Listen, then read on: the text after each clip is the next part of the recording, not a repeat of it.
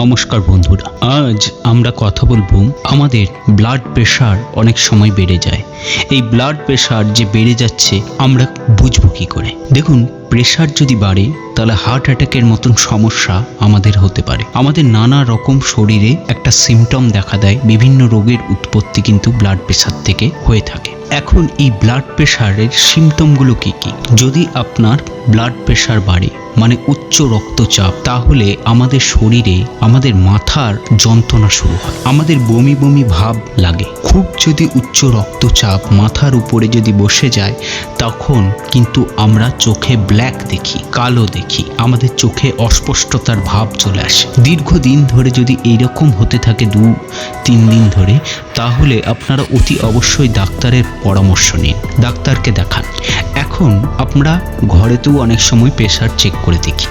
প্রেশারের রিডিংয়ে যদি 120/80 আসে তাহলে সেটাকে নর্মাল অবস্থাতেই ধরা হয়, কিন্তু একটা সিমটম বোঝা যায় যে আপনার প্রেশার আসছে। যদি 120 নিচে যদি আসে 110/60 কি 70, তখন কিন্তু একটা লো ব্লাড প্রেশারের লক্ষণ বোঝা যায়। লো ব্লাড প্রেশার হলে আমাদের মাথা কিন্তু ঘুরতে থাকে। যদি আপনার মাথা খুব ঘুরতে থাকে তাহলে জানবেন প্রেশার লো হয়ে যাচ্ছে, তখন আপনার শরীরে ভিটামিনের অভাব হচ্ছে। সেই সময় আপনি ভিটামিন সিরাপ নিতে পারেন বা ক্যাপসুল নিতে পারেন বা ট্যাবলেট নিতে পারেন, অথবা আপনি ভালো মন্দ খাওয়া দাওয়া করুন, ভালো ফলমূল খান, আপনি একটু দুধ খান, আপনি এই সমস্ত সুষম খাবার খান। লো ব্লাড প্রেশার থেকে আপনি রক্ষা পাবেন। এই হাই ব্লাড প্রেশার যদি আমাদের হয়ে থাকে তাহলে কিন্তু আমাদের ডাক্তারের পরামর্শ নিয়ে আমাদের কিন্তু একটা করে ট্যাবলেট কিন্তু আমাদের প্রতিদিন নিতে হয়। তা না হলে কিন্তু এই হাই ব্লাড প্রেশারকে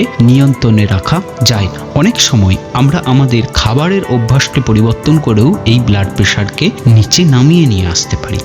তার জন্যে আপনাকে গ্যাস ফর্ম করা কমাতে হবে, তার জন্যে খাবার দাবার, সুষম খাবার দাবার আপনাকে খেতে হবে। এই ব্লাড প্রেশারকে ঠিক করতে গেলে আপনাকে স্মোকিং বন্ধ করতে হবে। আমরা অনেক বেশি যদি সোডিয়াম নিতে থাকি, মানে কাঁচা নুন যদি খেতে থাকি, তাহলে আমাদের ব্লাড প্রেশার কিন্তু বাড়তে থাকে। তাই আপনাকে কাঁচা নুন খাওয়াটা কিন্তু কম করতে হবে। রান্নার মধ্যে নুন দিয়ে আপনি রান্না করছেন, সেই খাবার আপনি খান, কিন্তু কাঁচা নুন প্রেশারে কিন্তু খাবেন না। হাই ব্লাড প্রেশার যদি হয় তাহলে ঘন ঘন আপনার বমি বমি ভাব পাবে। এই হাই ব্লাড প্রেশার হলে অনেক সময় আমাদের পাতলা পায়খানা মতো হতে থাকে। পাতলা পায়খানা যদি হতে থাকে তাহলে একটা সিমটম, আপনি ওষুধ নেওয়ার পরেও যদি আপনার না কমে, তাহলে একটা কথা আপনারা বুঝে রাখবেন যে এই প্রেশার কিন্তু আপনার স্ট্রোকের কারণ হতে চলেছে। তাই অতি সত্বর আপনারা ডাক্তারের কাছে যান এবং আপনার প্রেশার চেক করান এবং ওষুধ নিন।